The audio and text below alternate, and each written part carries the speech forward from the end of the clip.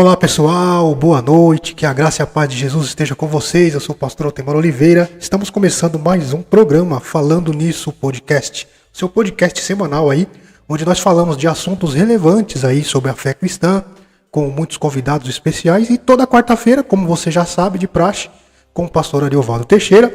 E hoje nós vamos continuar aquele bate-papo legal, aquele assunto que ficou pendente, né? Falamos aí na semana retrasada sobre a importância do cristão, né, da igreja para o cristão, né? É preciso, é necessário de fato termos um lugar para congregar? É preciso de fato ter uma igreja? Ou eu posso me reunir na minha casa mesmo, cultuar a Deus sozinho? Eu sou a igreja? Esse e outros assuntos nós vamos abordar aqui hoje com o pastor Ari. Quero convidar você já, se não for inscrito no canal, já se inscreva no canal, já ativa o sininho, já deixa o seu like. Você pode também mandar a sua pergunta aqui referente ao tema, tá bom? E o pastor Ari vai responder você aí na medida do possível, tá bom? Então, já deixa o seu like, se inscreve no canal e vamos começar esse programa aí, beleza? Então, já está aqui conosco o pastor Ari. Boa noite, pastor, que a paz do Senhor esteja contigo. Tudo bem? Seja muito bem-vindo, em nome de Jesus. Olá, Mazinho, boa noite a todos. É muito bom podermos estar aqui mais uma vez para conversarmos sobre esse assunto que penso ser bastante importante para esse momento, para essa época tão complicada, né, de escolhas, muitas vezes, de exercer um cristianismo sem igreja. Surgiu aí um termo colocado para designar as pessoas que resolveram ser cristãs sem igrejas. O termo é desigrejados. E nós estamos aqui para tentar mostrar a necessidade da igreja e o que nós estamos defendendo aqui, que sim, que a igreja é necessária, sim, e que, de acordo com o que nós já vimos no programa passado, na live passada, o que vemos no Novo Testamento é a amostra de que a igreja é uma igreja, corpo místico de Cristo, a igreja universal, a igreja a qual pertence todos os que foram salvos, e existem as igrejas. E estamos vendo aqui o que você percebeu que nós defendemos desde o início da conversa na live anterior, é que há uma impossibilidade de se manter um cristianismo sadio sem que se esteja vinculado a uma igreja local. Todos pertencem à igreja corpo místico de Cristo, a igreja universal, a igreja que é composta de todas as pessoas que creem em Cristo em todos os lugares do mundo, mas tudo o que precisa acontecer para que as pessoas que pertencem a esta igreja cresçam no conhecimento e na graça e atinjam a maturidade espiritual e avancem no processo de santificação, é necessário as igrejas, que seria uma igreja local, onde essa pessoa tem um vínculo com pessoas. Amém, amém. Vamos discorrer um pouco mais sobre esse assunto aí no decorrer do programa. Já vou pedir para você deixar a sua pergunta aqui, se você tem alguma dúvida, se você gostaria de fazer alguma pergunta aí para o pastor Ari, né? E eu já queria começar fazendo uma pergunta aí para o pastor, né? E vamos tentar responder aí. Não sei se eu perguntei isso na semana passada, mas vou tentar aqui, vou fazer novamente. Se eu fiz, o senhor me lembra se eu fiz ou não. Como é que fica essa questão do templo, né? A gente tem alguns textos, por exemplo, Estevão falando que Deus não habita em templos feitos por mãos humanas, e é exatamente isso que o desigrejado vai usar como base para falar assim: eu não preciso de um templo. Outra coisa que eles falam muito é que não existe uma hierarquia, eu não preciso, eu não devo ficar me submetendo a um líder religioso, porque eu sou sacerdote de mim mesmo, né? Como é que fica essas questões? Até o próprio Lutero disse isso, né? Que nós éramos sacerdotes de nós mesmos. Então, como fica essa questão? Como conciliar essas questões com o congregar em uma igreja local? Olha, quem viu acho que foi semana retrasada, né? Isso. Quem começou já a ver na semana retrasada, já começa a perceber que há uma resposta, né? Pelo menos já encaminhada para essa questão, para essa pergunta que o Mazinho acaba de fazer. Realmente a igreja não é o templo, né? E nós falamos isso aqui na live anterior, né? E nós mostramos também que, embora a igreja não é o templo, e inclusive eu já discuti isso com algumas pessoas, inclusive também em lives, em programas gravados, no Instagram e com outros amigos e com outros pastores, a respeito dessa questão que ela veio à tona justamente por causa também do período da pandemia, e aí alguns pastores, alguns líderes, alguns irmãos fizeram uso dessa necessidade do cristão comparecer ao templo, e dizendo que isso seria um grande prejuízo por não estar cultuando, né, diante da pandemia. Mas lembre-se que nós falamos aqui que a igreja não é o templo. A igreja não é aquele prédio. Uma das definições que nós colocamos aqui é que a igreja não é um lugar que se vai, mas é um organismo, uma comunidade que se pertence. Mesmo porque nós precisamos compreender essa questão da mensagem do Evangelho. Eu penso que a mensagem do Evangelho, ela é uma mensagem cristológica, né? Ou seja, centrada na pessoa de Cristo, apresentando Cristo como o único caminho para que a pessoa possa ser salvo, Cristo como caminho, verdade e vida. Então, qualquer pessoa vai concordar comigo que a mensagem cristã é uma mensagem cristológica. Mas esta parte que vou falar agora, talvez alguns não concordem, mas o Novo Testamento aponta isso. Além da mensagem cristã ser cristológica, a mensagem cristã é eclesiológica. Eclesiológica por quê?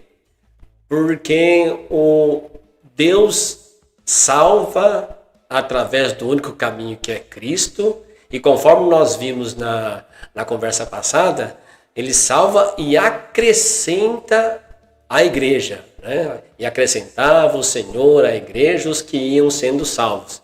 Está escrito em Atos 2. Então, temos que entender que a igreja não é o templo, não é um lugar que se vai, mas é um grupo, uma comunidade, é a eclésia de Deus, é a entidade comunitária em que nós pertencemos. A igreja é o corpo de Cristo e nós não somos a igreja, nós somos parte da igreja. Então, precisa ser compreendido que o templo onde nos reunimos, ele pode deixar de estar naquele lugar. De repente, por exemplo, se aquele templo é locado, de repente pode surgir um momento em que as reuniões não podem ser mais ali. Então, aquele lugar vai passar a ser uma outra coisa. De repente pode passar a ser um supermercado, ou pode passar a ser uma empresa. E aí, então, aquela reunião de pessoas que está ali vai ter que se reunir em outro lugar.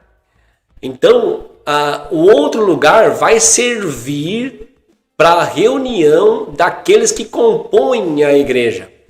Então, a igreja não é ir. Igreja é ser e pertencer. Pertencer a um grupo, pertencer a uma comunidade.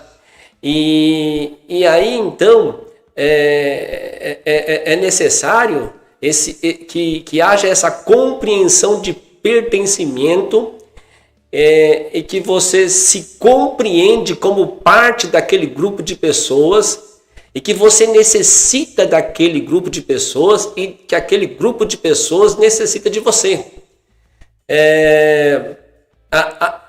Isso é a eclésia. Eu aconselho que você dê uma olhada e procure assistir o programa anterior para compreender mais o que nós estamos falando aqui.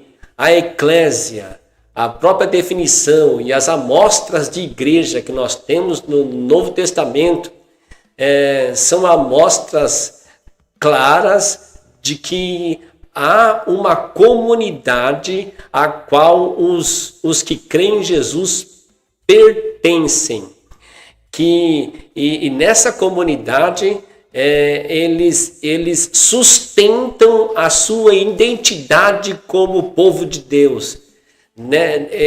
Há uma dependência de pertencimento a essa comunidade, há uma dependência de vínculo forte com essa comunidade, onde vai acontecer não somente a submissão a líderes, porque a submissão é uma virtude de uns aos outros. O próprio texto do Novo Testamento diz: sujeitando-vos uns aos outros. Então quer dizer que tem que existir uma comunidade onde se exercita a sujeição mútua. Não é somente ao pastor, mas também aos demais membros da igreja, e do pastor a todos os membros do corpo. O ambiente da igreja é o ambiente da sujeição mútua. Esse sujeitar-vos uns aos outros, que a Bíblia diz, e esse não é a única orientação bíblica que diz que deve ser partilhada na mutualidade, né? Uns aos outros. Você vai ver em Colossenses diversas orientações que devem ser praticadas uns aos outros. E essa prática mútua, ela só pode ocorrer dentro do ambiente em que pessoas estão vinculadas umas às outras, para que elas possam então ter essa vivência de mutualidade, de partilhamento, de virtudes, de dons, de capacidades, de disposição de serviço, para que possam crescer juntos. Eu não sei se isso dá uma resposta, porque é necessário.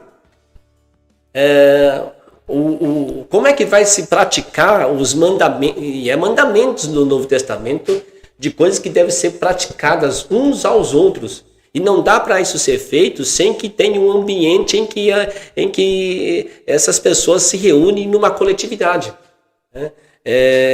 Então, é verdade sim que não é necessário o templo. O templo não é a igreja é aquelas pessoas. As paredes do templo acabam tendo uma importância mas ela é completamente secundária. A importância prioritária é aquela reunião de pessoas, é daquela reunião que eu necessito. É daquele agrupamento de pessoas que eu tenho pertencimento e que possibilita o meu crescimento e desenvolvimento espiritual e o desenvolvimento na santificação. É bem verdade.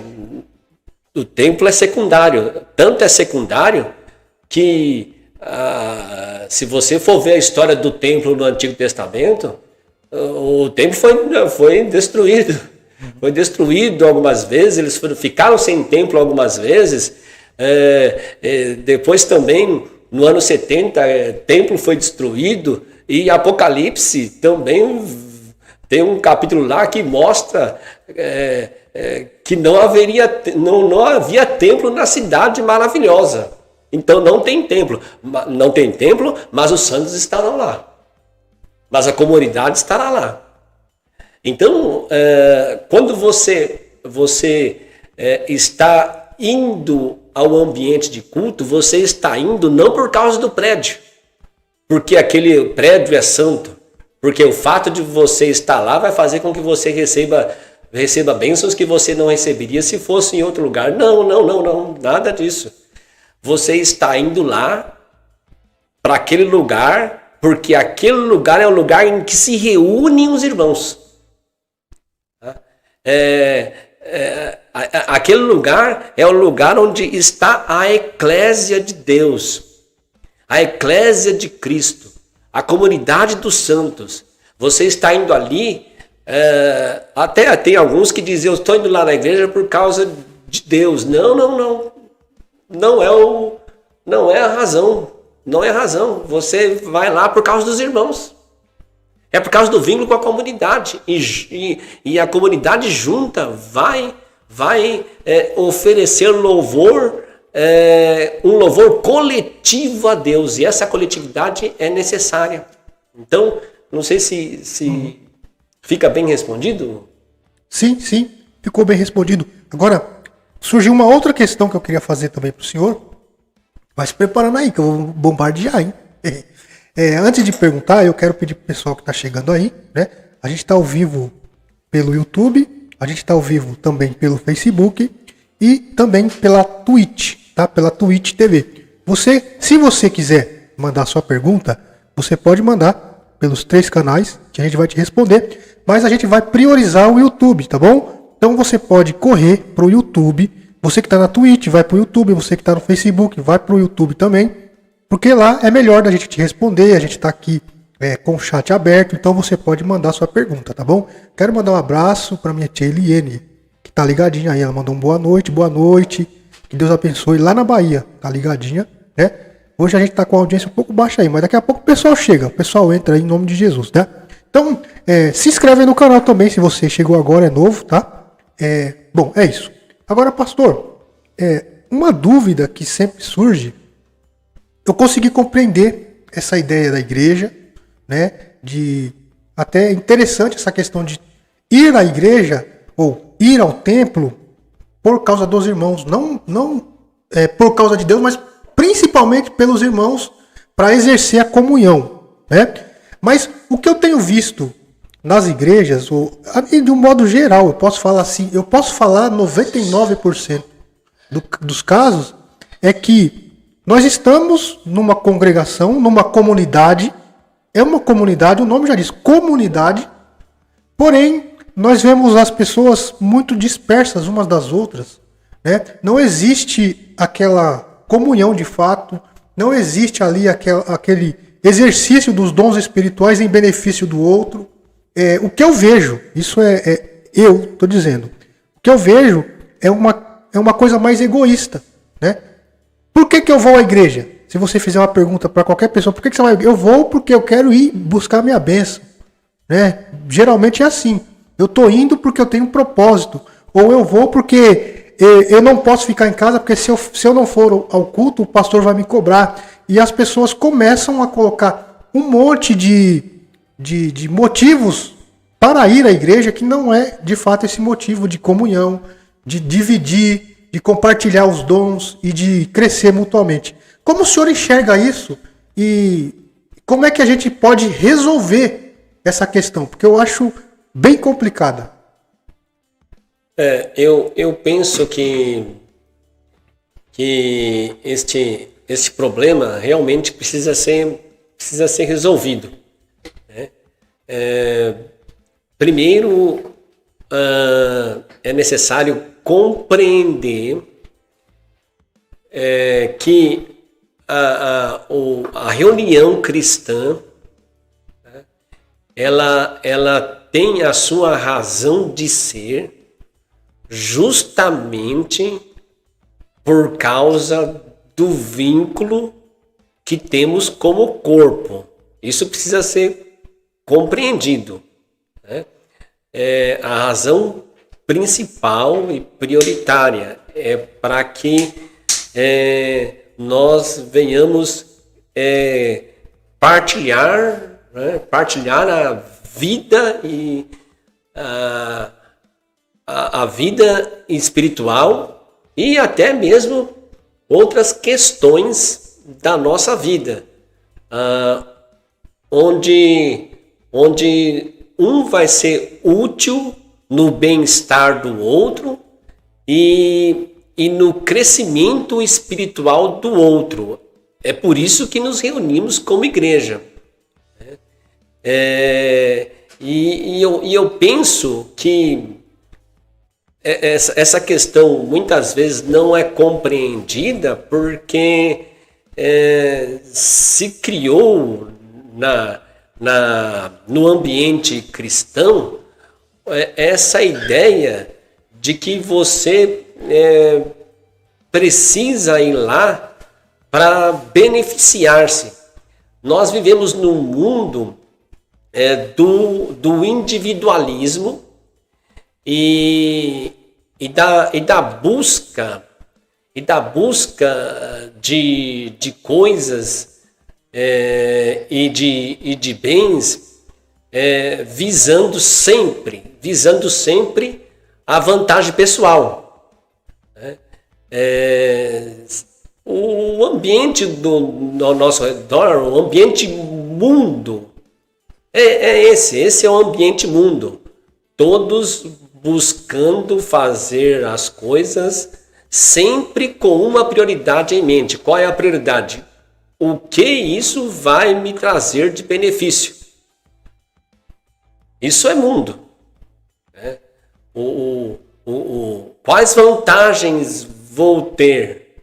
Aquela lei antiga, não sei se muitos conhecem, é chamada lei de Gerson, né? O certo é levar vantagem em tudo. Quer dizer, que vantagem isso vai ter? Inclusive, esse espírito, vou chamar de espírito mundano. Esse espírito mundano de levar vantagem em tudo e de buscar sempre qual é a vantagem que eu vou ter nisso, é colocado até no nosso relacionamento com Deus. Eu vou orar e para quê?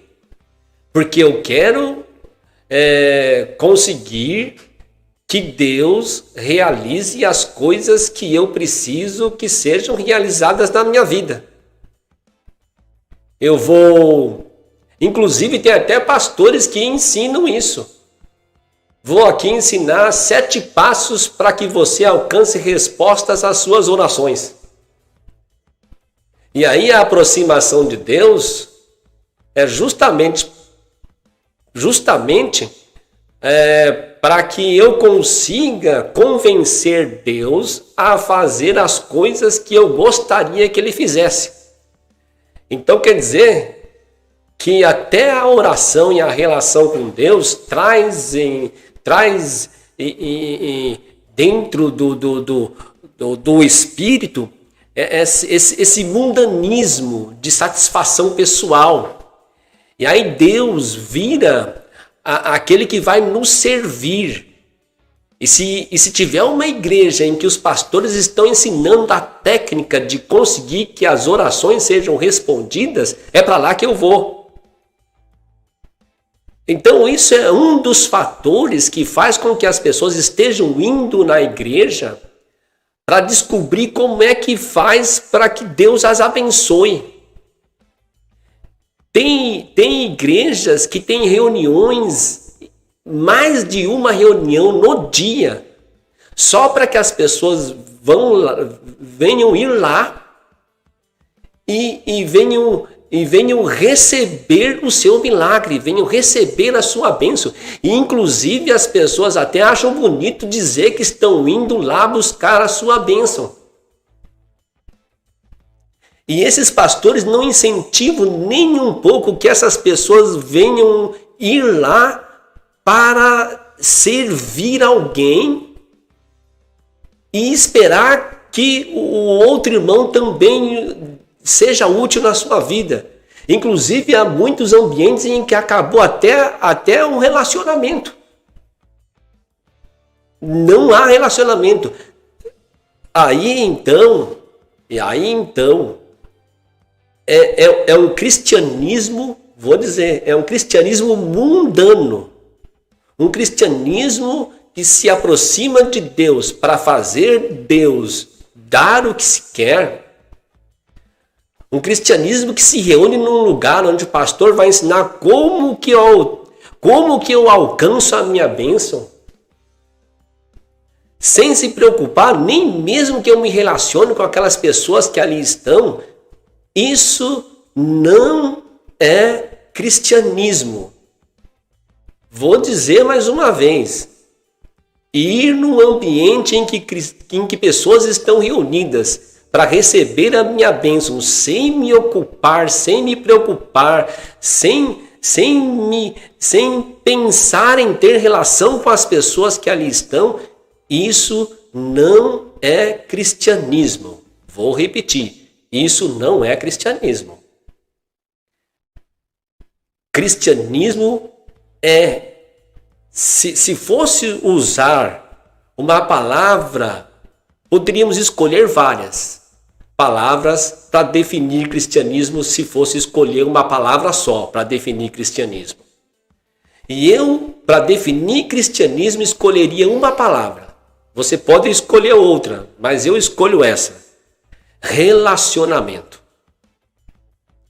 Cristianismo é relacionamento primeiro com Deus e em resultado, em consequência, em sinal claro desse relacionamento com Deus, o relacionamento com os irmãos.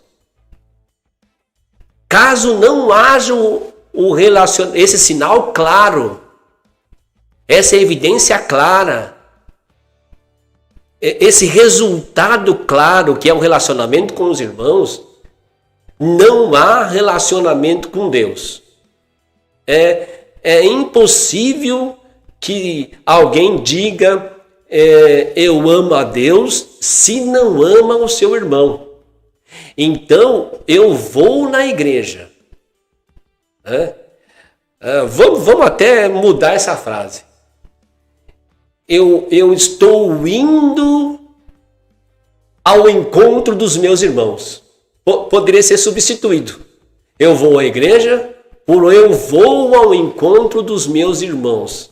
Porque eu sei que eu tenho coisas em mim que eu posso dar para beneficiar a eles. E eu sei que faltam coisas em mim que eu preciso para o meu crescimento, para o meu bem. E eu vou encontrar essas coisas nos meus irmãos. Se não for assim, não é cristianismo. Não é. Veja que é importante que os textos da Bíblia nos falem. Né? E tudo que eu estou falando aqui é com base no que nós podemos enxergar na leitura da Bíblia. E aqui tem um texto que é muito bem conhecido de Atos dos Apóstolos, que é Atos 2:42, e perseveravam na doutrina dos apóstolos, quer dizer, Eles tinham que se envolver num ambiente onde tinha pessoas com dons para ensinar. O didaquê, a doutrina é o ensino. O didaquê, eles tinham que se envolver com o didaquê. Para isso eles tinham que estar na reunião onde tinham as pessoas que teriam esse dom para oferecer. E é importante que a gente veja esse texto, e esse texto é o texto dos primeiros passos da igreja. Então, portanto, nós podemos dizer que é um dos textos que nos dá noções da origem da igreja. E sempre que nós vamos estudar alguma coisa, é importante que nós venhamos ver a sua origem. A sua origem é muito importante. Como que se origina a igreja? Num ambiente onde eles perseveravam, onde tinha pessoas com o dom de ensinar. Onde eles iam estar expostos ao didaquê, ao ensino, à doutrina. Então, eles precisariam desse ensino, e para isso eles teriam que estar nessa reunião de irmãos, com pessoas com esse dom para ensinar. E aí eles perseveravam só nisso? Não. Perseveravam no didaquê, na doutrina, né, no ensino. E aí perseveravam no quê? No partir do pão. Né? O que é esse partir do pão? Não traz a ideia de estar junto com pessoas? Comunhão, né? Comunhão. No partir do pão e na comunhão. Havia uma perseverança na comunhão. E o texto bíblico diz que essas reuniões do início, da origem, do começo da igreja, eram reuniões com muito mais constância do que as nossas hoje. Porque diz que eles estavam juntos todos os dias. E eles perseveravam nisso, havia uma insistência nisso. Uma insistência em estar junto todos os dias.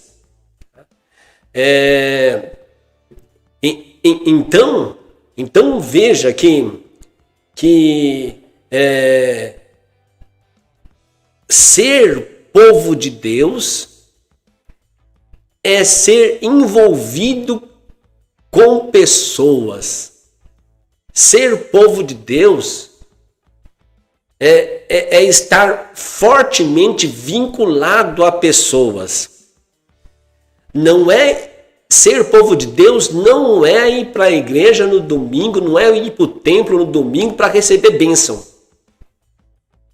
Ser povo de Deus é ser alguém que se reconhece como pertencente a uma comunidade.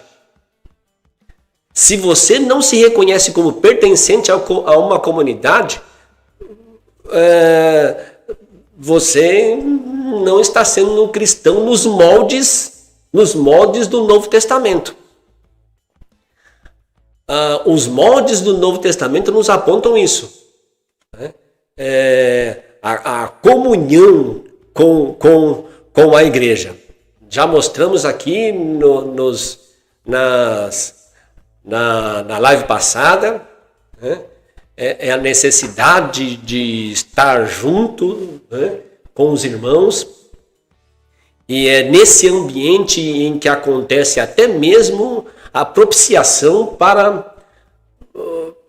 para que sejamos cheios do Espírito Santo. O texto de Efésios, onde fala: não vos embriagueis com vinho em que há contenda, mas enchei-vos do Espírito Santo. Quer dizer, tem uma ordem, encher-se do Espírito Santo é uma ordem. E aí o texto continua falando algumas coisas e ali fica claro que está sendo mostrado para nós como é que nós fazemos, como é que nós cumprimos essa ordem. E como é? Falando entre vós em salmos e cânticos e hinos espirituais, cantando e salmodiando ao Senhor.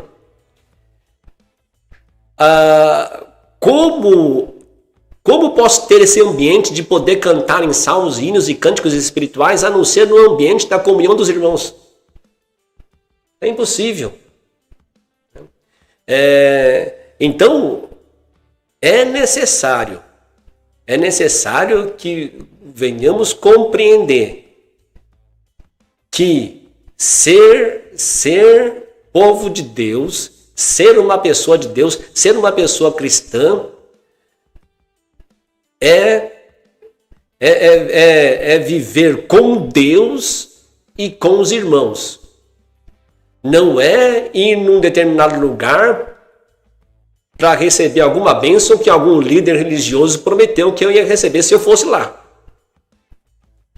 Mais do que a expectativa de receber uma bênção, eu tenho que ter a expectativa de como eu posso ser útil aos meus irmãos e tenho que buscar nos meus irmãos aquilo que falta em mim, porque nenhum de nós é completo. E justamente porque nenhum de nós é completo e nós precisamos ir acrescentando aquilo que vai nos completando nesse processo da santificação, e é tão maravilhoso esse mistério da comunhão cristã, que eu só posso ir me completando no que me falta para o processo de santificação na minha vida, sem a qual não vamos ver Deus. Veja, um negócio que eu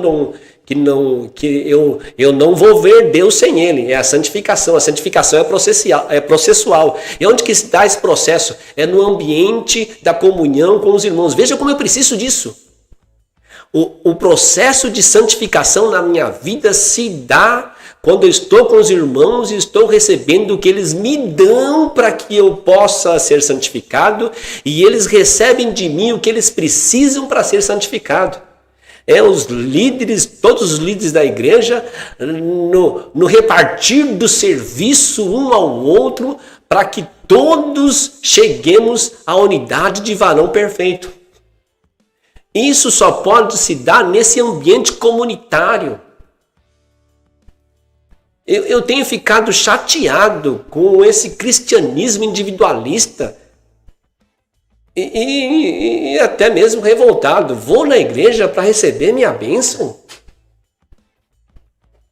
Isso não é cristianismo. Isso é egoísmo mundano. Eu vou orar para que Deus... Quer dizer que então somos sempre nós o centro. O centro sou eu. Se eu vou a Deus para que Deus faça o que eu preciso que seja feito, então quer dizer, Deus é um objeto utilitário. E até o ir naquele templo ali também é outro objeto utilitário. O pastor que ali está pregando é outro objeto utilitário. Nós temos que nos desfazer disso. E o Mazinho perguntou como podemos fazer. É exigir que os nossos líderes nos ensinem o que é ser igreja. Exigir que eles não apenas mostrem para nós como alcançar um milagre, mas que eles nos mostrem com as escrituras o que é ser cristão de verdade.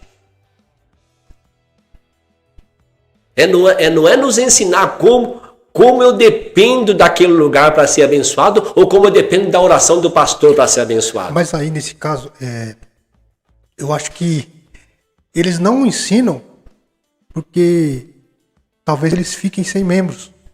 Não seria por isso? Porque a partir do momento que eu tenho esse ensinamento de que aquele templo não é místico, que lá, não está lá a minha bênção, eu não vou lá porque eu preciso ser abençoado. Não existe mais essa barganha. Eu acho que o medo do líder, do pastor, do apóstolo, de quem seja, é exatamente esse. Se ele de fato pregar o evangelho puro, simples, ele está correndo o risco de perder a sua membresia. né? Eu conheço um irmão que ele ainda fala. Eu conheço um irmão que ele falou assim pra mim: Mazinho, você tem que começar. Falou assim. E aí, se ele estiver assistindo, ele vai saber quem é. A gente precisa. Ele falou assim: a gente precisa, sei lá, fazer alguma coisa diferente pra trazer a freguesia. Eu falei: freguesia? É um negócio? Infelizmente. Não, porque a freguesia, né? Porque tem muitas igrejas aí concorrentes. É um negócio. Então a gente tem que diferenciar pra freguesia vir. A freguesia que está na igreja A e a igreja B, ela tem que achar algo interessante em você, atrativo. Você tem que ofertar algo para eles, para que eles venham. Mas se é freguês, como vem, vai. Né? Uhum. Então, essa é a minha questão hoje. Porque eu, sinceramente, eu não vejo muita vontade dos líderes em querer, de fato, ensinar isso. Ensinar o que é a igreja, o que é ser cristão de verdade, a responsabilidade da comunhão com os santos. Eu não vejo isso. O que eu vejo é cada vez mais, e cada vez mais, e cada vez mais, o egoísmo tomando conta. E isso começa desde o pastor até o último membro da igreja, passando pelo louvor. Os hinos que se canta hoje, talvez eu não chamaria de hino de louvor, porque é uma música totalmente egocêntrica. É uma música feita para o homem. Eu acho que o cara vai compor, ele já compõe pensando assim: como é que eu faço para ganhar aquele público? Não é mais uma adoração. Então, essa é a minha questão. E eu queria saber como é que a gente faz para resolver isso. Porque eu acredito que só pedir para eles nos ensinar, eu acho que não vai resolver muito. Né? Como que o senhor vê isso? Olha, Mazinho, infelizmente, estamos diante de um problema muito difícil de ser resolvido. Como fazer para resolver isso? Eu, sinceramente, difícil. Eu não sei. Porque, por mais que nós venhamos falar, esses líderes e esses pastores, eles não querem abrir mão disso. Eles não querem correr o risco de que as pessoas digam: então eu não preciso ir no templo, então beleza. Olha, a única saída é o arrependimento de ensinar errado. O que nós precisamos fazer é orar para que esses pastores se arrependam. Se arrependam de ensinar errado, fazer a igreja ficar dependente de ir ali para ser abençoada. Fazer a igreja depender deles, porque a oração deles é mais poderosa do que as dos demais irmãos da igreja. Onde está isso na Bíblia? Onde está isso nos ensinos dos apóstolos? Onde está isso nos ensinos de Jesus? É necessário que oremos uns pelos outros? Mas não precisa ser necessariamente o pastor. Pode ser qualquer irmão da igreja.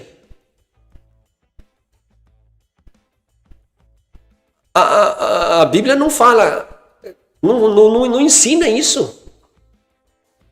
A Bíblia diz: orais uns pelos outros a fim de serem sarados. Existe um momento específico, no momento de doença lá, chama os presbíteros da igreja. Mas é a única. É a única. E se eu ensinar ao povo que é a minha oração que é mais eficaz do que a dele, a minha oração é mais eficaz do que a deles, eu estou indo contra o próprio Jesus, que diz que em meu nome farão até mais do que eu fiz. E ele não falou que seriam os apóstolos, todos os cristãos. Todos os membros são importantes no corpo de Cristo. Então, nós precisamos fugir disso.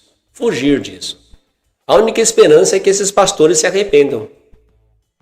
Talvez nós estamos sendo até assim incisivos hoje aqui. né? Porque realmente causa um incômodo no coração da gente. Porque esse tipo de ensino, ao invés de promover santificação, promove estagnação espiritual. Porque as pessoas sempre vão estar dependendo do pastor, do apóstolo, do bispo, do, sei lá, do pai apóstolo. Do guru. Do guru espiritual. Gente, o que é isso? O que é isso? Olha, que tipo de espiritualidade esses líderes estão fabricando? Eu vou dizer aqui, por favor, pare com isso. Pare com isso. Ensine a igreja a caminhar dependendo de Jesus. Inclusive, tem até um assunto que a gente vai ensinar aqui. A gente vai conversar aqui, que o Mazinho propôs da gente conversar sobre a questão da autoridade espiritual. Que está bem ligado com isso. Que está bem ligado com isso. Né? Se você pedir a oração de outro, você vai estar saindo da minha cobertura. Olha, que absurdo é esse. Mas esse vai ser um outro assunto. Né? Mas vejam, o Mazinho perguntou como resolver isso. É esperar que haja arrependimento nesses líderes.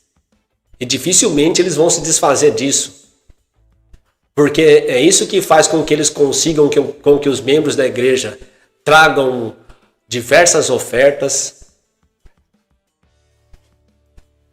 estipulam o valor de oferta a ser dado, porque eles que são os homens de Deus ali, os outros não. Os outros são uma hierarquia espiritual menor.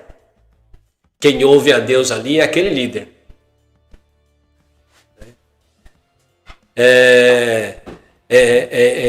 Inclusive, ele não pode nem ser questionado.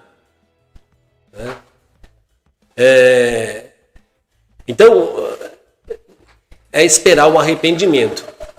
Esperar o arrependimento e nós que não conseguimos persuadir essas pessoas, inclusive é capaz desses líderes ficarem até chateados conosco porque nós estamos falando isso. Porque nós podemos estar incentivando. Olha, deixa eu falar uma coisa para vocês. Não são todos os pastores que são assim não, viu? Não são não. Existem muitos pastores sérios que querem ensinar o evangelho. Por exemplo, eu e minha esposa estamos há alguns anos já frequentando a igreja e é a comunidade Carisma. Né? Comunidade Carisma. Veja, os pastores lá ensinam o que está combinando com o que nós estamos falando aqui. Eles reconhecem a possibilidade de ter risco das pessoas amolecerem. Eles mesmos reconhecem, eles falam, eu reconheço o risco disso. Mas eles dizem, eu não vou deixar de pregar o que vai construir a espiritualidade sadia nas pessoas por causa do risco. Eu prefiro pregar aquilo que vai fazer com que as pessoas tenham espiritualidade sadia do que não fazer isso e ficar com a igreja aqui lotada de pessoas. Vejam só que muitos líderes têm insistido em que mesmo na pandemia, os irmãos têm que ir lá para o culto em todas as reuniões. Olha, eu já fiz comentários sobre isso e já fui criticado por causa disso, mas lá na igreja que eu vou, e não é uma igreja pequena, é uma igreja que reúne 2.000 pessoas em 2 reuniões, 3, às vezes até 3.000 pessoas lá dentro, está sem fazer culto presencial fisicamente desde o ano passado. Verdade. Desde o ano passado. E por que não estão fazendo não estão fazendo cultos presencial fisicamente desde o ano passado? Porque é cômodo? Não, é triste até. É triste. Tem que se reunir não fisicamente. Tem que se reunir de uma outra forma que não é a forma de corpo presente. É difícil. Mas eles não estão abrindo mão por quê? Porque o amor não permite. É o amor que não permite. Expor os irmãos à possibilidade de contaminação. Aí alguns pastores dizem assim, não, mas se não vem aqui na igreja, vai no shopping, vai nas festas das famílias, vai em ambientes cheios de pessoas, vai em diversas festas, vai no supermercado, fica aglomerando em outros lugares, mas não dá para vir na igreja. Não tem problema. Horrível é saber que foi numa das nossas reuniões na igreja que alguém se contaminou, mesmo que não morreu. A possibilidade de morrer é muito alta. O nível de letalidade no Brasil é alto. É alto. E mesmo que não houvesse chance de morrer, mas só de eu saber que eu faço reuniões que possibilita a contaminação, isso é contra o amor. Vamos ficar tristes, conforme eu estou, com muita saudade de um culto presencial em presença física. Tem que recorrer aos meios que temos agora de reunir com os irmãos através da internet, que não é a mesma coisa. Mas eu me reúno com os irmãos ali, né, pela internet. Ouço o louvor, ouço a palavra. Ouço também outros programas em que é exposta a palavra de Deus pelos pastores lá da igreja, né? Mas não é a mesma coisa de estar ali com aquela reunião em que eu posso experimentar os dons dos irmãos e os irmãos experimentarem os meus, de corpo presente, né? Então, há um preço alto, sim, se corre o risco, sim, mas o pastor sério prefere correr o risco. Verdade. Prefere correr o risco a escolher ensinar uma espiritualidade que não é bíblica. A ensinar uma espiritualidade que estagna as pessoas. Que faz as ovelhas não experimentarem a verdadeira libertação que há em Cristo Jesus. Esse assunto é tão sério que uma denominação aqui no Engenho Novo, uma igreja grande, centenária, começa com A e termina com Assembleia. Falar que não precisa esconder, né? Eles fizeram um congresso em plena pandemia. Congresso. Eu conheci algumas pessoas de lá e, inclusive, depois do congresso, a igreja toda praticamente foi contaminada. Tinha mais de 10 ou era 12 membros internados, entubados, dos quais alguns morreram. 12 membros entubados. E, inclusive, uma conhecida minha faleceu, né? Depois do congresso, pegou o Covid e faleceu. Depois faleceu mais outro, depois mais outro. Inclusive, essa irmã que faleceu, ela pegou Covid, faleceu. Na mesma semana, a mãe dela faleceu. E na mesma semana, se não me engano, o pai. Então, 3 pessoas. E ela tem 2 filhos pequenos. Ficaram órfãos, perdeu a mãe e os avós. Porque, poxa, a mãe faleceu. Os avós vão cuidar. Não, os avós também morreram. Então, é uma coisa muito séria, muito grave. E eu fiquei indignado e expus isso na internet. E algumas pessoas me tacaram pedra. Sabe o que disseram? Culpa dela. Problema dela que foi. Ninguém obrigou ela a ir. Será que não obrigou mesmo? Ela era líder. O congresso era das irmãs e ela era a líder da irmã. Será que não fala? Você tem que estar aqui, irmã. Né? Então, culparam a irmã. Culparam a irmã. Depois o pastor também pegou. Não sei. Eu não sei se acabou falecendo. Não sei. Não tenho essa informação. Mas também pegou. né? E mesmo assim, o pessoal não aprende, né? Olha, veja a dificuldade que estamos. Se esses líderes não tiveram a capacidade de ser responsável com a vida dos irmãos e das irmãs, no momento de pandemia em que o que possibilita a contaminação é a aglomeração de pessoas, e eles aglomeraram pessoas dentro dos seus templos, e inclusive essa igreja fez congresso. Como é que nós vamos poder esperar que se ensine um cristianismo que realmente deixe as ovelhas livres? É muito difícil. É por isso que nós temos essa ambiência que precisa do templo. Não precisa dos irmãos, precisa do templo. Exatamente. Eu não vou na igreja para me doar e receber a doação dos meus irmãos. Eu vou para me ser abençoado. Eu vou para que eu não tenha retaliação do diabo. Diversos outros motivos, menos o motivo verdadeiro.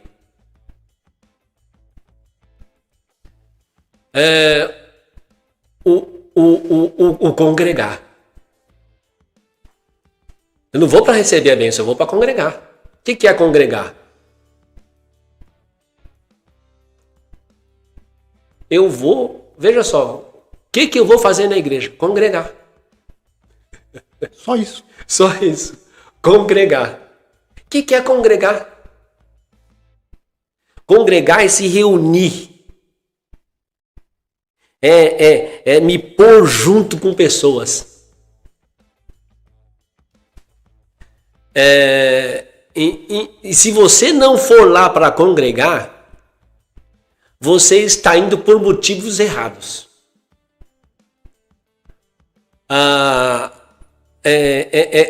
E nós estamos aqui defendendo a necessidade da igreja por causa disso. Por causa da necessidade de congregar. É necessário a comunhão com a igreja, porque ali nós congregamos. No livro de Hebreus, capítulo 10, versículo 22 ao 25, tem lá algumas orientações. Entre essas orientações do versículo 22 ao 25, tem lá assim, não deixando de congregar, como é costume de muitos. Quanto mais se vê de que se aproxima aquele dia.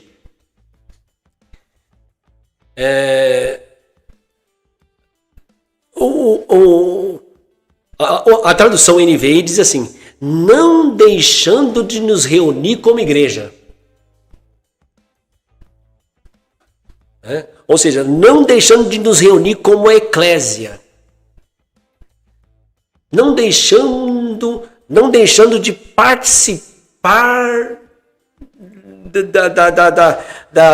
do vínculo com as pessoas do corpo de Cristo, do qual eu sou um membro. E esse congregar de Hebreus, que o escritor da carta aos Hebreus diz que não é para deixar de ser feito, tem um propósito. Qual que é o propósito? Um deles é impedir a estagnação espiritual. Porque um motivo da escrita da carta aos Hebreus é justamente para combater um defeito. Esse defeito era o quê? Era uma deficiência da igreja. A estagnação espiritual. Eles não cresciam espiritualmente. Hebreus capítulo 5 está lá. O autor aos Hebreus fala assim, olha, pelo tempo que decorreu, vocês já deveriam até ser mestres. No entanto, vocês ainda precisam de que se deem leite, porque vocês não têm condições de receber um alimento mais sólido. Infelizmente, não cortando o pastor, eu acho que hoje tem que ser leite com água ainda. A gente regrediu. Regrediu, né? Regrediu, infelizmente.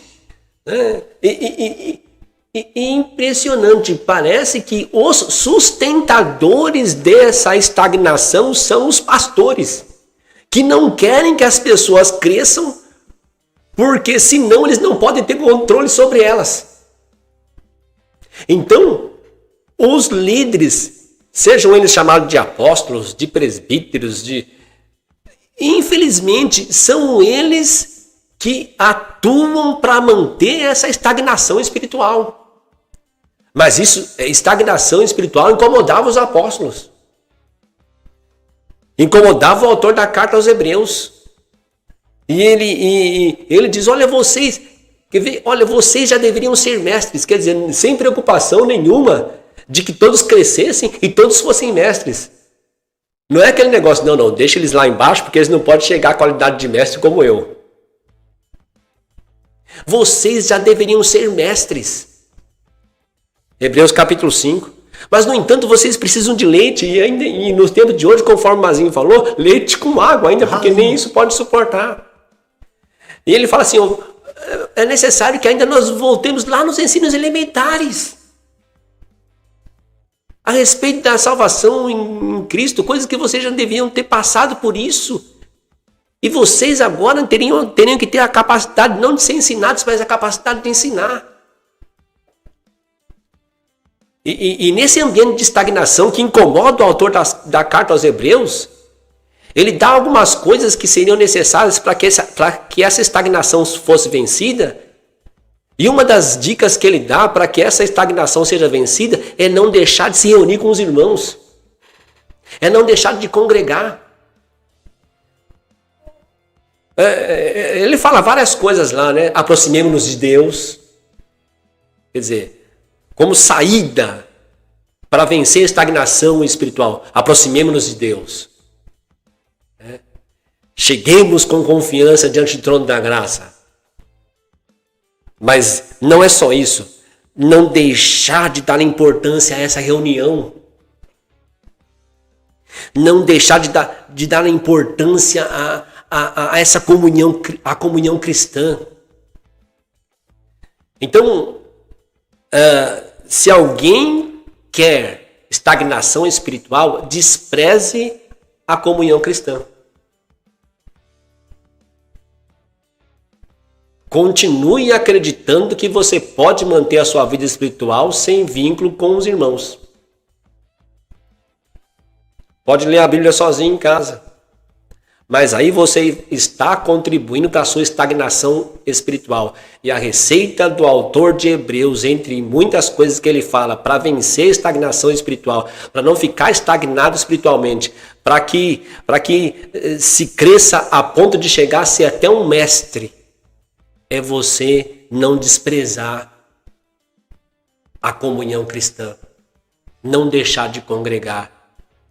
É você, não é mais dizer, eu vou receber a minha bênção. Não, eu vou congregar. Eu vou me reunir com os meus irmãos. Aqui é a Valéria, né? A Valéria falou, a Bíblia revela quem é Deus, né? Ainda voltando lá, como a gente consegue resolver esse problema, né? A palavra de Deus, né? Ela diz que precisamos conhecer a Bíblia, conhecer a palavra de Deus, porque ela revela quem é Deus, né? O Lucas Soares também disse que aula, né? Pastor Dinaldo também está aqui, dando glória a Deus, Deus abençoe a vida do pastor Dinaldo, né? E pensando em tudo isso que a gente falou, talvez seja exatamente por isso que surgiu esse movimento desigrejado. Né? Sim, sim. Porque, de fato, olhando a grosso modo, a gente não consegue encontrar uma igreja física, templo, né, que atenda aos anseios do verdadeiro cristão. Né? A gente não está falando aqui daquele do oba-oba, porque tem muita gente do oba-oba. Uma vez eu estava na casa de uma pessoa, no domingo, e o pessoal não é cristão. Né? E nesse domingo o pessoal estava meio alvoroçado. Era 2 horas da tarde, eu só vi o movimento. O pessoal vai tomar banho, vai se preparar, porque hoje a gente tem um culto ali. Eu falei, o pessoal não era cristão. Não, hoje nós vamos pro culto e tal. Eu perguntei, eu fiquei curioso. Poxa, vocês vão todo mundo, a família inteira, tipo, era um quintal e tinham 4, 5 casas. A família inteira ia no culto. Eu falei, poxa, poderiam ir no meu culto lá na minha. Ele, não, a gente convida todo dia e nunca vai. E aí nesse dia, não, nós vamos no culto hoje, porque nós vamos. Perguntei, mas vocês vão? Vamos, já estamos preparando aqui e tal. O culto vai começar às 6 horas e tal. Aí eu perguntei. É que o Valdemiro Santiago estaria na igreja. Então eles queriam ir por causa do apóstolo. Né? E aí, em um determinado momento, alguém lá que era da igreja mandou avisar que ele não viria mais. Ninguém foi. Desistiram de... Né? Então, esse é o pessoal do Oba-Oba. Né? A gente está falando de cristão sério, que de fato tem essa responsabilidade de buscar comunhão com Deus e com os irmãos, né? De entender que existe o culto vertical e também o horizontal, né? Então, isso não é ensinado, pelo menos eu nunca vi ninguém ensinando sobre isso, né? E eu acredito que é por isso que surge esse movimento de pessoas ditas desigrejadas, porque cansaram de procurar uma igreja séria, uma denominação que preza pelo culto, que preza pelos irmãos, que compartilha desses dons. Né? Eu sempre falo isso. Nós temos que compartilhar os nossos dons. Né? É assim que a igreja cresce, a igreja orgânica. Né? Então, o que eu vejo é isso. Existem pastores sérios? Existem. Como o senhor falou, Comunidade Carisma, algumas outras denominações sérias. Mas é muito difícil encontrar. Né? É um oceano e a gente tem que procurar. E muitas vezes as pessoas não conseguem encontrar. Né? E como é que a gente faz para encontrar? Eu acredito que, como o senhor falou, orar para que esses líderes se arrependam, eu acho pouco provável. Né? Eu penso que tem que começar pela gente. Por exemplo, essa conversa aqui, eu tenho certeza que vai ser um divisor de águas para muita gente que está assistindo. Sim. Né? Que já, como é que eu posso dizer? Já se desiludiu de igreja, né? E não quer mais saber de igreja. Então, eu vou servir a Deus em casa. Mas não dá também para servir a Deus em casa. Você relaxa, você se acomoda. Chega um certo tempo que você não faz mais nada. Né? Então, esse é o perigo de falar, eu sou desigrejado. Né? Citando o Caio Fábio aqui, o Caio Fábio começou com esse movimento, mas ele mesmo não é, porque ele tem uma instituição, uma denominação, né? Então não se sustenta ser desigrejado. É uma palavra contraditória, né? Porque a partir do momento que eu me reúno com alguns irmãos, aí não importa onde seja, nós já somos igreja. Nós estamos sendo igreja naquele lugar. Né? Onde estiver 2 ou 3 reunidos em meu nome, ali estarei. Né? Então, a questão... o que eu vejo mais, a questão de ser desigrejado é essa. É por conta da instituição que acabou, infelizmente, a instituição maior acabou se corrompendo, né? E focando em outras coisas. E eu acredito que nós temos essa responsabilidade de trazer, né, a mensagem do Evangelho para o centro da pregação, que saiu, há muito tempo que saiu do centro da igreja, a mensagem do Evangelho. Como é que o senhor encara isso e como é que o senhor vê essa questão? Realmente, Mazinho, esta é uma das saídas, né? Conforme a Vá falou também, né, sobre o conhecimento de Deus, né? Esse conhecimento de Deus é uma saída. Essa conversa que nós estamos tendo aqui também é uma saída. Né? E nós compreendemos, conforme falamos na conversa passada, compreendemos os desapontamentos que ocorrem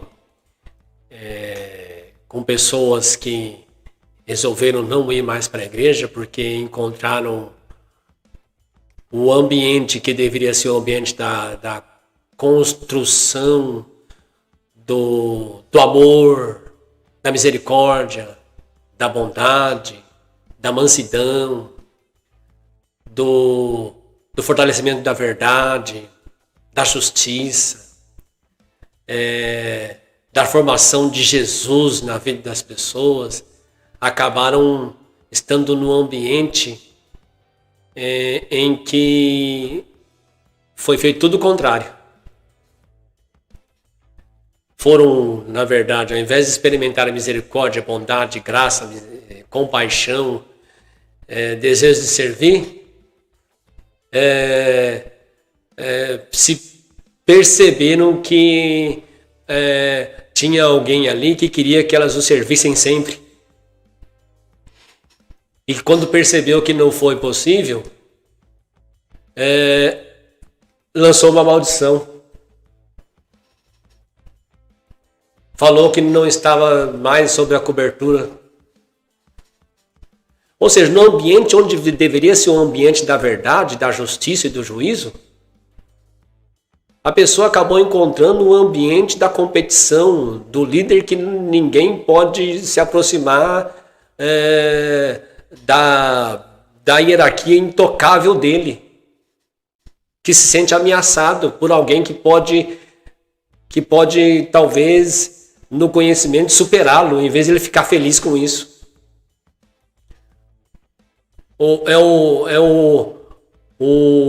O membro da igreja que era feliz ali até o dia que ele falou que não ia votar no candidato que o pastor queria. E aí então o pastor tirou ele da função que ele exercia na igreja e falou que ele estaria sob maldição porque não votou no candidato ou teve uma escolha política diferente do pastor. Ou seja, pessoas que foram maltratadas, que foram feridas, que foram injustiçadas no ambiente que deveria ser o ambiente de cura. E o principal agente de cura ali deveria ser o pastor e não foi. Verdade. Então nós compreendemos perfeitamente essas marcas negativas, e infelizmente não são poucas, são muitas, que pessoas receberam e por isso não querem mais ir para a igreja. Resolveram que vão ser desigrejados, mas não dá. Então o conselho que nós damos é que procure um lugar sério. Procure um lugar sério. Porque só dá para não ficar estagnado espiritualmente se congregar. Não deixando de congregar, como é o costume de muitos, conforme diz Hebreus. Então procure um lugar sério. É difícil achar? É difícil. Mas não fique sem uma igreja, não fique sem um grupo de irmãos que você pode se reunir com eles, né, para partilhar dons, para o desenvolvimento dos mandamentos mútuos que a Bíblia ensina, para entregar a sua importância de membro do corpo e para receber a importância do outro membro. Essa é a dinâmica do corpo de Cristo, essa é a dinâmica da igreja. Ficar fora disso é ficar fora dessa dinâmica benéfica que precisamos, que necessitamos. E então procure um outro lugar sério. Uma outra coisa aqui é a necessidade, por exemplo, da ceia. A reunião cristã é a reunião onde acontece a ceia. Todas as vezes que vocês se reunirem, façam isso. Em memória de mim. Então está aqui mais um incentivo para que quem é desigrejado procure um lugar sério para ficar. Porque necessitamos. A ceia do Senhor é é o ato em comunhão cristã em que nós mantemos viva a memória de Jesus Cristo e de sua obra. Quer dizer, façam isso. Quer dizer, tem que ter um ato praticado em comunhão que mantenha vivo, que mantenha aceso na memória coletiva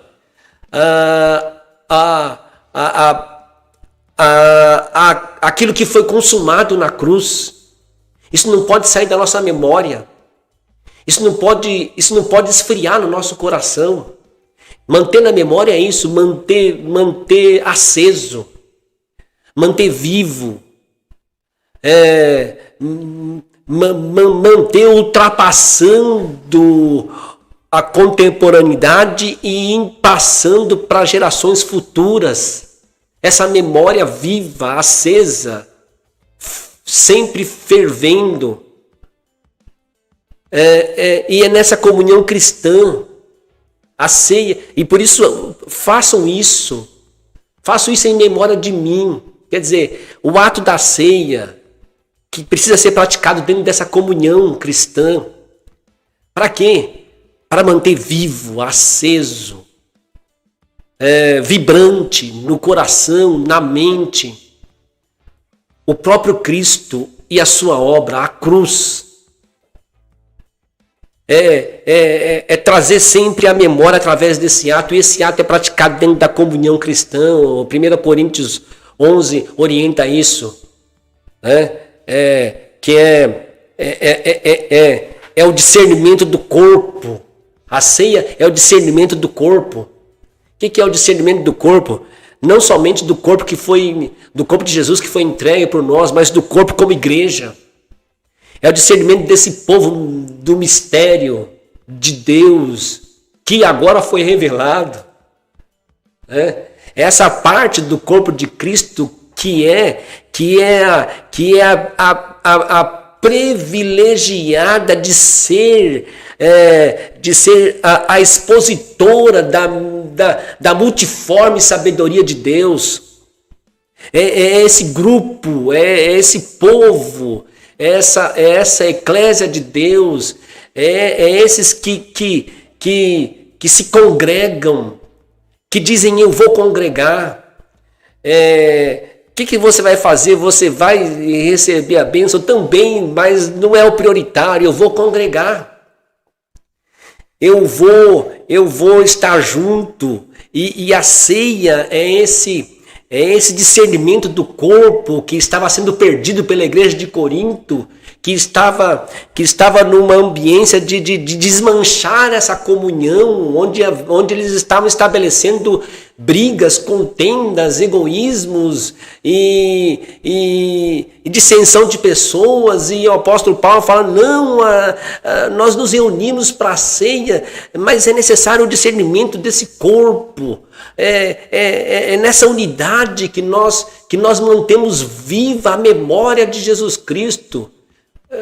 A ceia é isso. Tem gente que diz que vai na igreja, até mesmo a ceia virou objeto utilitário. Até mesmo a ceia. Eu vou na ceia porque hoje é o dia de ser abençoado. Não, a ceia não é um objeto utilitário, mas é o ato coletivo dos irmãos que juntos, nesse discernimento do corpo, estão declarando, olha, nós trazemos na nossa lembrança, na nossa memória, que um dia o Verbo se fez carne, habitou entre nós, e andou nas terras da Palestina fazendo bem, curando enfermos, pregou o evangelho da paz, morreu morte de cruz, ressuscitou e nos fez membros do seu corpo. Nós trazemos nós nos reunimos e praticamos a ceia. E a ceia é uma prática que é feita no ambiente da comunhão cristã, e é necessário que seja compreendido isso, como é preciosa a comunhão cristã.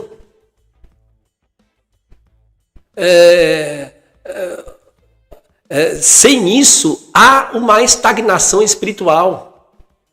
Sem isso, não há santificação. Sem isso, além de haver uma estagnação, e se isso for e se a ausência disso, e se estar desvinculado disso dure muito tempo, nós vamos regredir cada vez mais. Então, o corpo de Cristo, a comunhão dos irmãos é um lugar onde nós celebramos as ceias nesse discernimento de corpo, nesse discernimento da importância que eu tenho para o irmão e nesse discernimento da importância que o irmão tem para mim, e juntos nós somos o corpo de Cristo, que estamos assentados com Cristo acima de todo principado e potestade. Na ceia nós estamos declarando isso, nós somos esse povo. Estamos trazendo na memória toda essa vitória. Estamos trazendo da memória essa vitória diante do mundo físico, diante do mundo espiritual. Nós estamos trazendo da memória que Jesus Cristo se manifestou para destruir as obras do diabo. Nós estamos trazendo da memória que Jesus Cristo triunfou na cruz sobre todos os principados e potestades e expôs todas as potestades e o inferno inteiro, os expôs publicamente ao desprezo. Na ceia, que é esse ato comunitário, nós estamos trazendo à memória toda essa vitória. E então veja como é importante eu ter esse pertencimento, com esse discernimento da importância dos irmãos na minha vida, que juntos, nas nossas reuniões, nós temos a ceia. E aí então nós trazemos à memória toda essa vitória da qual fazemos parte e que precisa ser espalhada pelo mundo inteiro e ultrapassar o nosso tempo e o futuro. Amém. Amém. A Valéria comentou aqui, né? Ela falou: acredito que alguns líderes não ensinam a verdade porque a verdade liberta. Esses líderes querem continuar sendo o centro das atenções. Eu vou mais além. Né? Na verdade, eles querem. Não é questão de. Tem alguns que querem até, né, ser o centro das atenções, mas o que eu vejo mais é que eles querem ter um lugar de onde tirar a fonte de lucro mesmo, né? Essa seria a palavra mais correta, né? Se eu te ensino o caminho, você vai embora. Você não vai depender mais de mim, né? É diferente de eu falar: deixa que eu te levo lá. Uhum, e todo diferente. dia você vai depender de mim para te levar lá. E aí eu cobro X, Y, né? Quando você aprende a caminhar com as suas próprias pernas, você não vai mais depender de mim, você não vai mais me pagar. Não vai pagar o pedágio, né? Então, infelizmente, a gente vê muito isso acontecendo, né? Agora, eu não sei se o senhor tem mais algum ponto importante para falar. Acho que poderíamos... Eu queria só fazer mais uma pergunta. Sim. Né? Se o senhor não tem, conseguiu explanar tudo que o senhor queria falar, ou tá tranquilo? Sim, tranquilo já. Eu acho que foi necessário. Tá. Então, a gente teve uma bela explanação aqui, a gente conseguiu, né, compreender muito a respeito da igreja, a respeito da eclesiologia. Claro que tem muito mais coisa, mas assim, a gente conseguiu transparecer isso para o pessoal muito bem, né? E agora é uma pergunta que muitos fazem, na verdade. Eu, como um cristão comum, não sou obreiro, sou um cristão comum, estou na igreja e eu tenho visto na igreja uma deficiência. O pastor não ensina o evangelho da maneira correta, a igreja é uma igreja muito egocêntrica, cada pessoa pensa em si. Eu posso, como membro dessa igreja, sair daquela igreja e começar uma igreja, por exemplo, em casa, agora eu vou começar a cultuar em casa, eu junto com mais 2, 3 irmãos ali, a gente começa a cultuar, e dali começa um novo trabalho, uma nova igreja, ou o que seja, ou o que o senhor aconselha? Ou é melhor eu sair e procurar de fato uma igreja que já esteja estruturada, que já tenha uma boa estrutura teológica, um bom ensino? O que o senhor recomenda para esse cristão que está pensando? Porque tem muito crente que está pensando de fato nisso. De sair, eu já conversei com alguns que falou, eu quero sair, eu já senti que eu tenho um chamado para ensinar, e aqui nessa igreja eu não vou conseguir, então eu estou pensando em sair e abrir um trabalho, começar no lar, começar fazendo ali o evangelismo. O que o senhor acha? Faça isso, ou o senhor acha melhor buscar uma igreja séria, uma instituição séria que pode até direcionar, né, essa pessoa no caminho mais correto, para entender melhor a questão dos dons e do chamado? O que o senhor pensa? Olha, eu penso que esta pessoa não deve fazer a primeira hipótese que você falou, que seria sair e abrir um ministério. Eu penso que não. O que seria adequado seria um pouco mais de perseverança no mesmo local em que se está. E só sair daquele local em que se está, quando se percebeu que já perseverou o que deveria perseverar e não tem mais jeito. Está certo de que não tem mais jeito. Aí então deve abrir um ministério? Não. Deve procurar um ministério que vai ajudá-la a conseguir construir na sua vida o que é necessário para que você exerça esse seu chamado. Porque você colocou que seria um cristão novo, que sente que é chamado para ensinar ou para pregar ou para fazer alguma coisa interessante no ministério. Interessante entre aspas, porque tudo que fazemos dentro do ministério tem a sua importância, que não pode ser medida, né? Não pode ser medida. Essa tem um tamanho assim e essa é maior. Todos têm importância de valor eterno, né, no reino de Deus.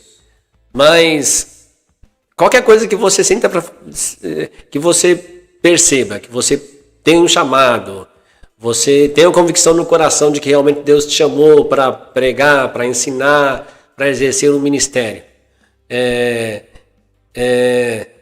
Só saia da igreja que você está depois de ter perseverado bastante, e com a certeza de que em saindo você não deixou nada a desejar a respeito da perseverança que se deveria ter para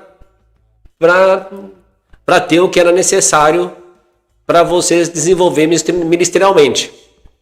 Aí tem que se estar com essa convicção, olha, o que foi feito, o que foi necessário ser feito, a perseverança que eu precisava ter, eu tive.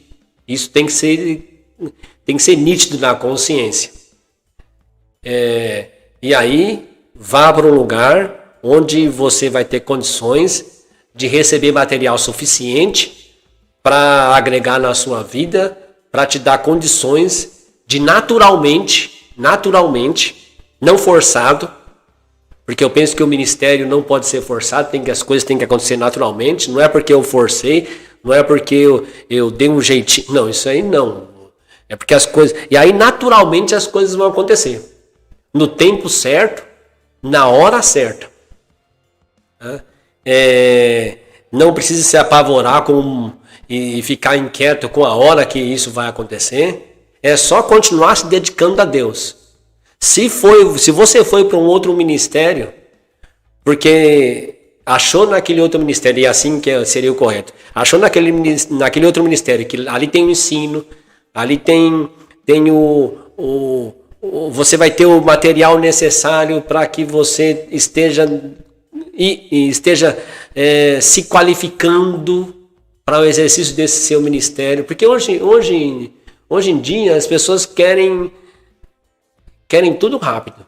Verdade. Querem tudo rápido. Querem que seja amanhã. Se receber um chamado, tem que ser amanhã. E se alguém aconselhar que você precisa colocar material para que você possa exercer o seu chamado e isso pode demorar um pouquinho de tempo, essa pessoa vai ser rejeitada. Esse conselho vai ser rejeitado, porque você já quer exercer o ministério amanhã. Tem irmãos que a gente começa um trabalho, com 2 meses e fala, por que a igreja não cresce? 2 meses. 2 meses. Né? Olha, deixa eu fazer outra pergunta. Por que para ser médico tem que estudar 5 anos e depois tem que fazer residência e depois tem que procurar o conselho de medicina para poder ser credenciado no conselho de medicina? Para ser químico também tem que estudar no mínimo 4 anos de ensino superior. E depois tem que correr atrás de certificado de química. Para ser advogado também. Para ser um administrador de empresa tem que estudar na faculdade e as pessoas se submetem a isso. Para ser um técnico de logística, estuda no mínimo 3 anos e as pessoas se submetem a isso. Para ir fazer uma entrevista de emprego, se submete a estudar como se dá bem numa entrevista.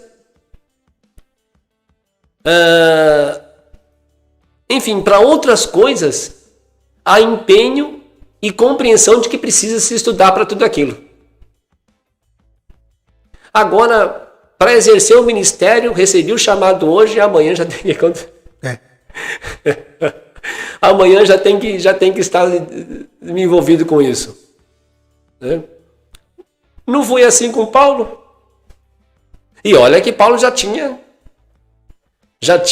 uma bagagem de conhecimento e de capacidade intelectual grande. O que possibilitou o apóstolo Paulo escrever a grande parte do Novo Testamento foi também a capacidade intelectual que ele tinha antes de ser cristão. Quer dizer que ele estudou muito. E depois, mesmo com essa capacidade intelectual que ele tinha,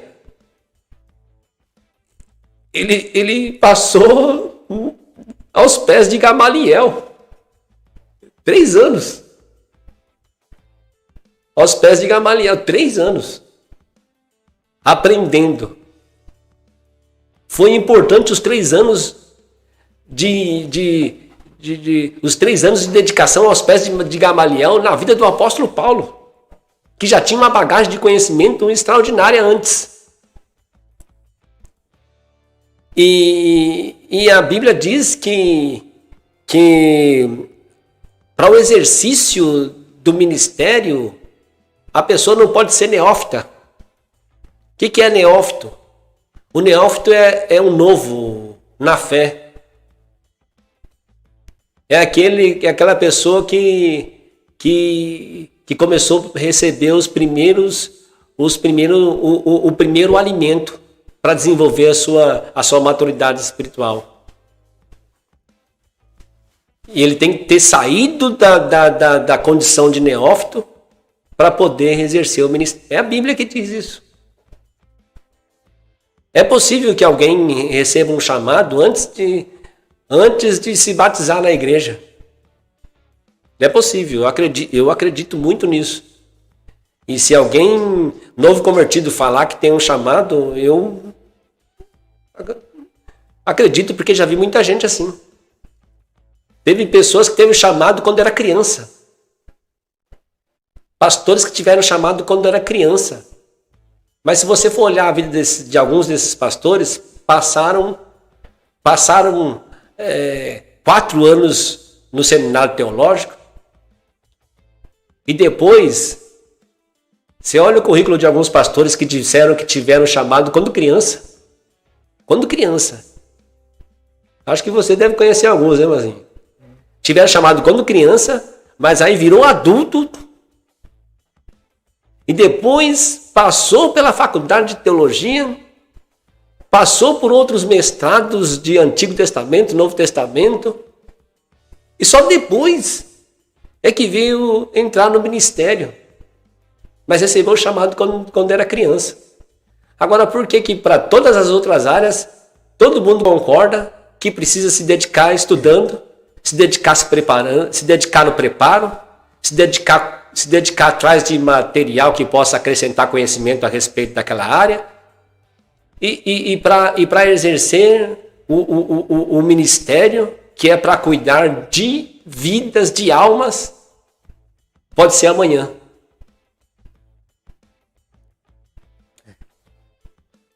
Eu não consigo compreender como é que pode ser isso. Pode ser alguém que começou na fé ontem. Mas isso não tem muito peso por conta do movimento pentecostal que enfatiza muito isso? Porque tem aquela questão, agora fui batizado no Espírito Santo, agora eu estou capacitado para pregar. Então Deus me revelou que eu vou ser pastor, Deus me revelou. Então eu tenho que ir ali alugar uma sala, botar umas cadeiras e abrir a boca que Deus vai falar. E aí não tem o preparo, não tem a estrutura. Aí a gente volta na mesma tecla, começa tudo de novo, leite ralo. E vira esse ciclo vicioso. Porque se o líder que teve esse chamado não se preocupou em se preparar, qual vai ser a preocupação em formar outros líderes? Vai ser zero. Sim. Infelizmente, dentro do pentecostalismo, do neopentecostalismo, se despreza o usar tempo estudando a Bíblia, sabendo, cuidando de como lidar bem com a sua interpretação, desprezando é claro, nós acreditamos que prioritário é a capacitação do Espírito. Prioritário é ser conduzido pelo Espírito Santo. Mas o mesmo livro que nos ensina que precisamos ser conduzidos pelo Espírito Santo e que o Espírito Santo nos capacitará a falar, é o mesmo livro que diz: procura apresentar-te a Deus aprovado como obreiro que não tem de que se envergonhar, que maneja bem a palavra da verdade. O mesmo livro que nos incentiva a se submeter ao Espírito Santo e no abrir da boca para falar, é o mesmo livro inspirado pelo mesmo Espírito que diz assim: vocês vão sair e pregar o Evangelho a toda criatura. E um outro texto fala que o Espírito vos fará lembrar de todas as coisas. Fará lembrar o quê? Você só pode lembrar de coisas que você passou por elas. Você não pode se lembrar daquilo que não existe. Então quer dizer que fará lembrar é o quê? É o acúmulo isso no caso dos discípulos lá, era o acúmulo de conhecimento que eles tinham recebido a respeito de Jesus, da sua vivência com Jesus nos 3 anos de ministério de Jesus.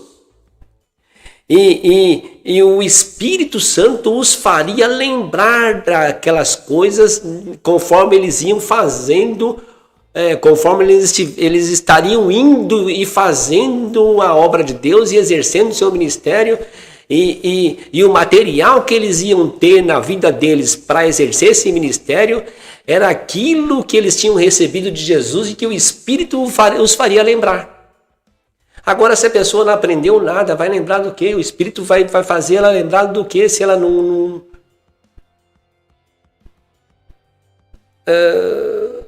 Então, veja, alguém cheio do Espírito Santo é alguém que poderá ser usado por Deus, sim. Mas isso não significa que eu posso, por causa disso, desprezar as outras recomendações. Por exemplo, de saber manejar bem a palavra da verdade, porque o obreiro, veja bem, o obreiro aprovado. Quem é o obreiro aprovado? O obreiro aprovado é aquele que maneja bem a palavra da verdade, de 2 Timóteo. 2 Timóteo, né? 2 Timóteo, o obreiro aprovado é aquele que sabe manejar bem a palavra da verdade. Ou seja, sabe lidar bem com as escrituras. Como é que alguém vai se pôr diante de um povo para ensinar as escrituras, sendo que ele mesmo não sabe interpretar? Ele mesmo não sabe interpretar um texto da Bíblia. E não se incomoda com isso. Até hoje eu me incomodo com a questão da interpretação das escrituras. Eu corro atrás de não expor um texto de maneira errada. Quando me surge dúvida a respeito de um texto, eu passo horas, e às vezes até dias, estudando um versículo, procurando os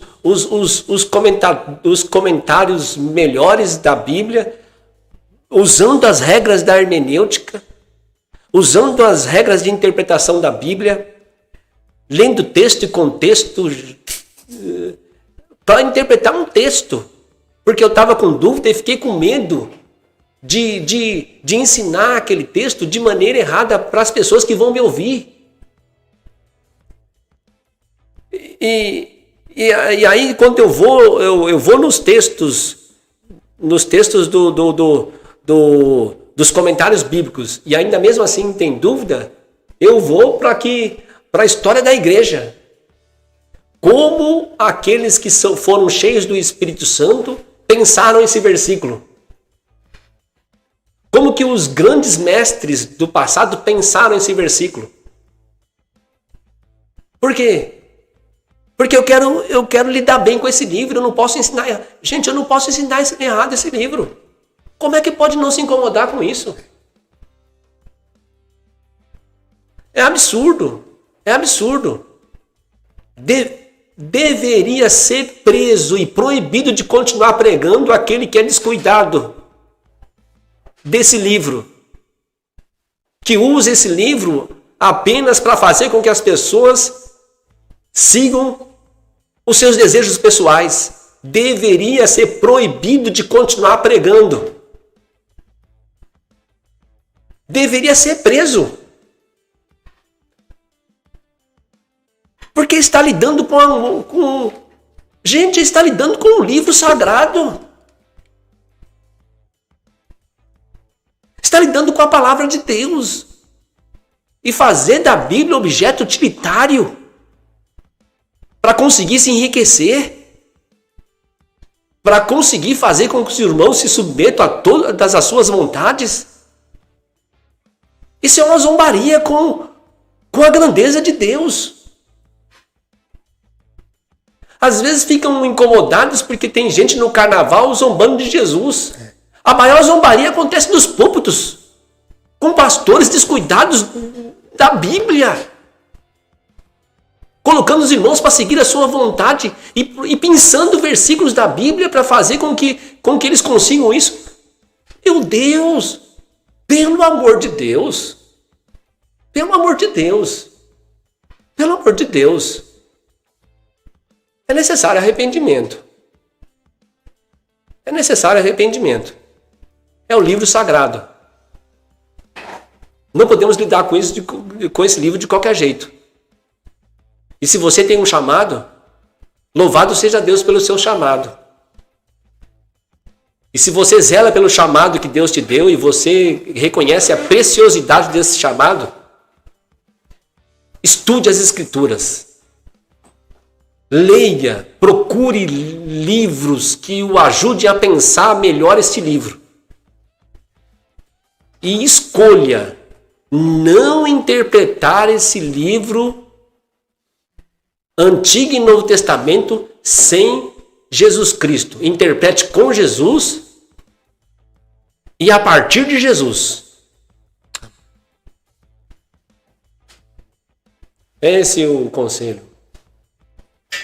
Amém? Então, fica aí o conselho. Se você é um obreiro ou não, ou sente o chamado de Deus, medite nesse conselho que o pastor Ali te deu, né? Reveja esse vídeo, assista também os outros vídeos, os outros podcasts. Nós temos um podcast aqui falando sobre Jesus como a chave para a interpretação da Bíblia. É muito importante também, se você quer de fato ser um obreiro aprovado por Deus, quer fazer a obra de Deus de maneira plena, né? Faça isso. Tenha esse zelo, esse amor pela palavra de Deus e pelas coisas de Deus, né? Nós vamos finalizar já o programa. Eu acho que foi bem proveitoso. Já estamos chegando a 2 horas de bate-papo. Foi muito bom, muito gostoso. Eu quero pedir para você que é novo aqui no canal, se inscreva no canal. É muito importante que você se inscreva e você ative o sininho, deixe o seu like também, tá? Toda quarta-feira nós estaremos aqui com um assunto relevante, com um assunto importante relacionado à fé cristã, relacionado à teologia, tá bom? Na semana que vem nós vamos falar sobre a autoridade espiritual, né, pastor? Uhum. A gente vai anunciar aí durante a semana, né? Então, espero que você tenha gostado, espero que tenha esclarecido as suas dúvidas aí. Se ficou alguma dúvida, você pode deixar aqui nos comentários também e a gente vai respondendo aí na medida do possível. Você pode mandar também aí temas, sugira temas que você gostaria de aprender. Qualquer assunto relacionado à palavra de Deus, relacionado à Bíblia Sagrada, você pode sugerir, tá bom? Que a gente vai anotar e a gente vai trazer esse assunto aqui para você, tá bom? Então, eu tô indo embora. Pastor, quer falar mais alguma coisa? Quer fazer algumas considerações? Obrigado por terem nos ouvido. Deus abençoe a todos. Em alguns momentos, talvez eu tive uma forma de falar um pouco incisiva, mas dependendo das coisas que se fala, é impossível que a emoção não venha junto. E se a emoção for de indignação, não tem jeito de escondê-la. Então, e tudo que falamos aqui, tivemos a intenção de que fosse para construir, né? Penso que pense com bastante carinho, ainda que talvez uma pessoa ou outra possa não ter gostado da forma que talvez eu falei em alguns momentos, mas é que eu não consigo não ficar indignado com o mau uso da Bíblia e justifico as formas de falar que talvez tenha sido um pouco mais calorosa e aparecendo claramente uma indignação e de uma forma mais incisiva. Justifico isso, que é por causa do zelo das Escrituras e da indignação com aquilo que percebemos que muitas vezes acaba servindo para estagnar a espiritualidade das pessoas e fazer com que a libertação cristã, que é conclusiva, seja muitas vezes limitada por causa de comportamentos como o que muitas vezes nos indignamos aqui na nossa fala. Queremos que Deus abençoe todos vocês, minha mãe que está assistindo, o Jonas, né? Jonas Soares, que também mandou um comentário aí, né?